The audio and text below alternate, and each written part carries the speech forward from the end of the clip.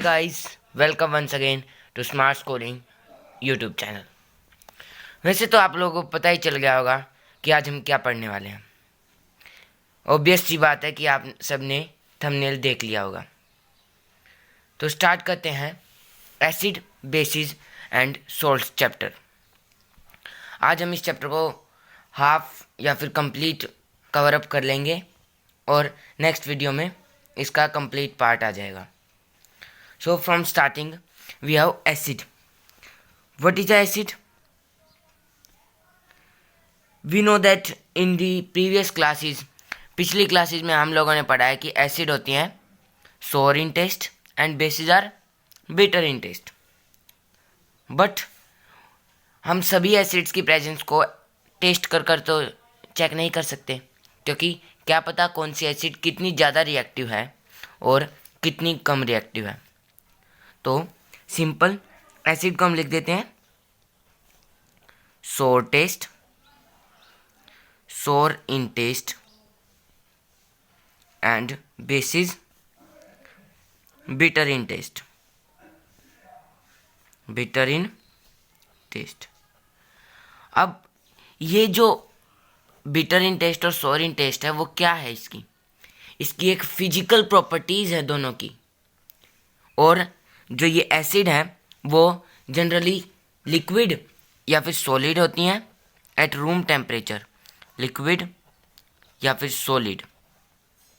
यहाँ पर बात चल रही है रूम टेम्परेचर की, और ये हमारी सॉलिड या फिर लिक्विड में ही पाई जाती हैं।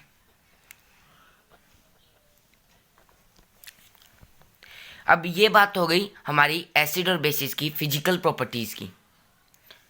अब बात आती है हम इनकी प्रेजेंस को चेक कैसे कर सकते हैं। हम इनकी प्रेजेंस को चेक कर सकते हैं बाय इंडिकेटर्स, बाय यूजिंग, तो सेंटेंस का जगह by using indicators we can check the presence of acid and bases. Acid and bases हम इंडिकेटर्स की मदद से इनकी प्रेजेंस को चेक कर सकते हैं। हमारे पास नेचुरल भी होते हैं ये, और सिंथेटिक मैन मेड इंडिकेटर्स भी होते हैं। तो सिर्फ एग्जांपल्स पूछ लिए जाते हैं कि एग्जांपल दीजिए इंडिकेटर्स के। तो हम लिख सकते हैं लीव्स ऑफ हाइड्रेंजिया, पिटूनिया। ये हमारे पास कुछ लीव्स हैं फ्लावर्स की, और जर्मेनिया। ये तीन बहुत ही इंपॉर्टेंट टर्म्स हैं, hydrangea, petunia and Germania. The well known indicator is litmus paper, methyl orange,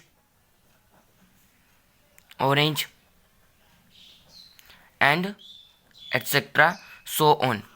मतलब हमारे पास बहुत सारे इंडिकेटर्स हो सकते हैं, जैसे फिनाइलफ्थिलीन और मैनी मोर। नाउ अब बात आती है कि इनकी केमिकल प्रॉपर्टीज। केमिकल, ये बात थी हमारी फिजिकल प्रॉपर्टीज। अब बात आती है केमिकल प्रॉपर्टीज की। अब केमिकल प्रॉपर्टीज दोनों की, कुछ तो केमिकल प्रॉपर्टीज इनकी सेम होंगी, वेराज कुछ डिफरेंट होंगी। तो अब बात आती है फर्स्ट प्रॉपर्टी, एसिड और बेसिस कैसे रिएक्ट करेंगे मेटल्स के साथ। तो इक्वेशन मैं एसिड यहाँ पर लिख देता हूँ कि एसिड लेंगे हम HCl हमेशा, मतलब जितनी भी इक्वेशंस करेंगे, और बेस लेंगे NaOH।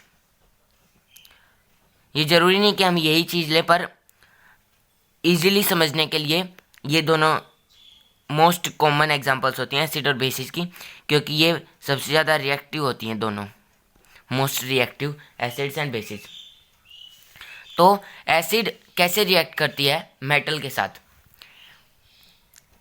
HCl यहाँ पर लिख देता है एसिड प्लस मेटल, मतलब जब एसिड मेटल के साथ रिएक्ट करती है तो क्या बनाती है, सॉल्ट प्लस H2 गैस, मतलब H2 गैस का इवोल्यूशन हो जाता है। जैसे यहाँ पर HCl, कोई भी मेटल ले लेते हैं हम, HCl plus ZNO give rise to ZnCl plus H2। तो यहाँ पर क्या हो गया, इवोल्यूशन ऑफ गैस हो गया। अब बात आती है, ये तो हो गई हमारी फर्स्ट प्रॉपर्टी ऑफ एसिड। अब second first property of base करेंगे तो सीधा लिख लेते हैं, NaOH बेस है plus Zn give rise to ZnNaZnO2 Na2ZnO2 plus H2। इसमें भी इवोल्यूशन ऑफ गैस होगा। तो पहले ही बताया था मैंने कि कुछ केमिकल प्रॉपर्टीज तो सिमिलर है, तो यहाँ पर है सिमिलर, सेम प्रॉपर्टीज सिमिलर, और we can say that same chemical properties. Now second one आती है बात metal carbonate and hydrogen, metal hydrogen carbonate. मतलब पहले तो मेटल कार्बोनेट है ये CO3 and plus HCl give rise to NaCl। NaCl form out हो जाएगा यहाँ से, क्या है NaCl, क्या है salt, plus water plus CO2 gas, CO2 gas की इवोल्यूशन हो जाएगी। और अगर हम बात करें सोडियम हाइड्रोजन कार्बोनेट, ये हमारे पास दोनों सॉलिड में पाए जाते हैं, HCl गिव राइज टू, इसमें भी हमारे पास NaCl फॉर्म आउट हो जाएगा और H2O फॉर्म आउट हो जाएगा और CO2 इज कार्बन डाइऑक्साइड। दोनों रिएक्शंस में हमारे पास क्या मिली है, दोनों रिएक्शंस में इवोल्यूशन ऑफ गैस हुई है, कार्बन डाइऑक्साइड की एक में तो दूसरी और हाइड्रोजन की एक में। अब बात आती है, जब हम CO2 को एक्सेसली पास करते हैं या फिर हम जो इवोल्व्ड गैस है उसको लाइम वाटर के थ्रू, ये रिएक्शन बहुत ही इंपॉर्टेंट है, तो यहाँ पर लिख देता हूँ MI, मतलब मोस्ट इंपॉर्टेंट रिएक्शन है ये। तो CaOH whole twice plus CO2 give rise to CaCO3 plus H2O। यहाँ पर हमारे पास क्या फॉर्म आउट हो गया, कैल्शियम कार्बोनेट। और अगर क्वेश्चन भी पूछ लेते हैं कि कैल्शियम कार्बोनेट क्या है, एक वाइट प्रेसिपिटेट फॉर्म आउट हो जाता है, और ये क्या है lime water which is milkiness behaviour है इसका। अब ये बात हो गई यहाँ तक, और इसके बाद फिर हम कैल्शियम कार्बोनेट और जो ये प्रोडक्ट फॉर्म आउट हुआ है इसके साथ CO2 की रिएक्शन करवाएंगे तो हमारे पास क्या बन जाएगा, CaHCO3 होल ट्वाइस, जो कि क्या है सोल्यूबल है किसमें, वाटर में, कैल्शियम हाइड्रोजन कार्बोनेट मिल जाएगा। और जैसा कि कैल्शियम कार्बोनेट किन किन चीज़ों में बनाने में यूज़ होता है, कैल्शियम कार्बोनेट यूज़ होता है limestone, chalk, marble and many more other things. तो हम यहाँ पर रिएक्शन क्या आ गई, एसिड की मेटल हाइड्रोक्साइड और मेटल कार्बोनेट और metal hydrogen carbonate plus acid give rise to water plus CO2 plus salt.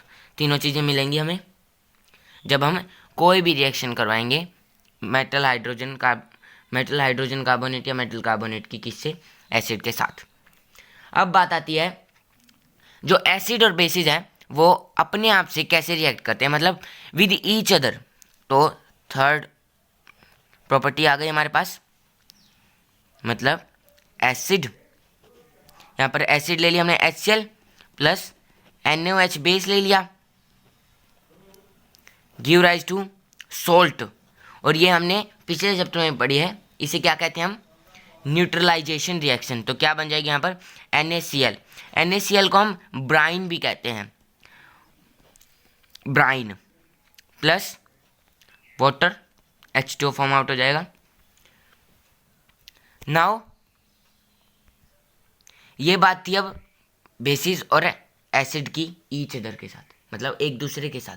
अब बात आती है मेटलिक ऑक्साइड के साथ एसिड कैसे रिएक्ट करेगी, मतलब MO metallic oxide plus acid क्या फॉर्म आउट होगा, मेटलिक ऑक्साइड हम ले लेते हैं जैसे ZNO plus HCl give rise to ZnCl plus H2O give rise to salt plus water.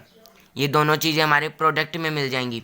तो इससे हमें क्या पता चलता है, जो ये चीज़ है हमारे पास, जो मेटालिक ऑक्साइड है वो क्या मिल जाएगा, मेटालिक ऑक्साइड इज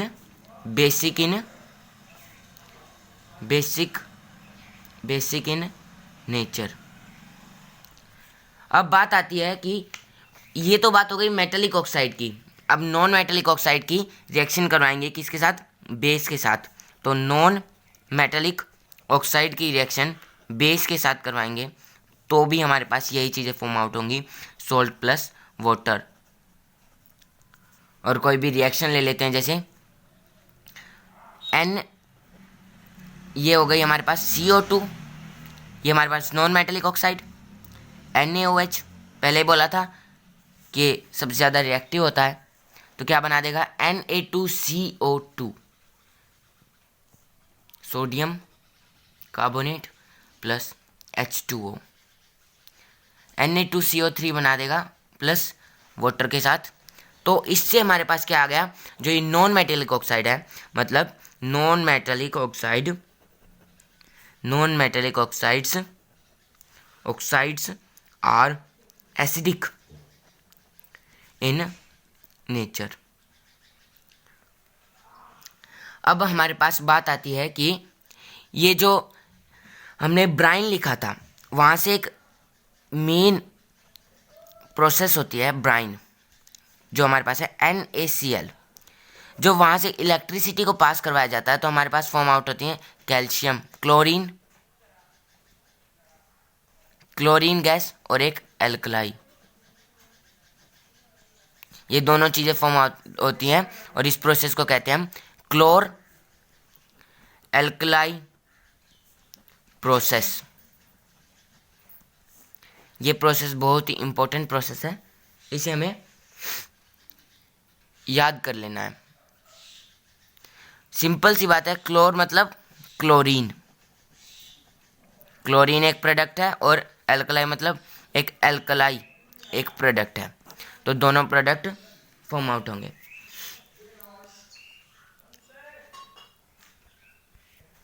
अब बात आती है जो बेसिस हैं, basis and acids, what have they in common, मतलब इन कॉमन एसिड और बेसिस के पास क्या क्या चीज़ें हैं।